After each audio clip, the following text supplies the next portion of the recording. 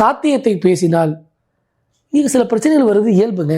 திமுக காரங்கிட்ட எல்லா மதத்துக்காரங்களும் மத நல்லது எங்களுக்கு தேவைங்கன்னு கேட்குறான். ஆனால் மதத்தை எல்லாம் பிரித்தாளவு சூழ்ச்சி திமுக காரன் செய்வான், அதுக்கு பிரச்சனையை உருவாக்கும். அதே போலதான் மாநிலத்துக்கு மாநிலம் ஒரு குட்டிச்சவரு கட்சிகள் அந்த நாட்டை சுரண்டுவதற்கும் அந்த நாட்டில் உள்ள வளங்களை திருடுவதற்கும் அங்கங்க ஒரு கட்சி அங்கங்க ஒரு கிளைகள் போல செயல்பட்டு கொண்டிருக்காங்க.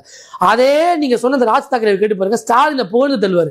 காரணம், திருடனுக்கு நட்பு இருக்கும்.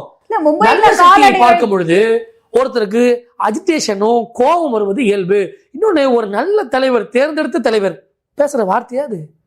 காலை வெட்டுவேன், கையை வெட்டுவேன், கசாப்பில் வேலை செய்றீங்க நீங்க, இப்படியா பேசுறது? அது எல்லாம் அந்த மாநிலத்து மக்களே ரசிக்கல, அந்த மாநிலத்து மக்களே இதை ஏற்கல. ஸ்டாலின் வேண்டாம், நம்மள மாதிரி ஒரு பைத்தியம் இருக்கான அந்த ஊர்ல வேணா யோசிக்கலாமே தவிர அதை யாரும் ஏற்கல. இன்னொரு விஷயம் என்னன்னா, இந்திய திணிக்க பாக்குறாங்க அப்படின்ற விஷயங்களும் முன்வைக்கிறாங்களே. ஏங்க அந்த ஹிந்தின்ற வார்த்தையை வச்சுக்கிட்டு இவங்க பண்ணக்கூடிய வேலை, இப்ப திமுக என்ன அஜெண்டா நினைக்கிறீங்க? ஹிந்தியை கொண்டு வந்துவாங்க, ஹிந்தி முந்தி வரலாம்னு பாக்குறாங்க.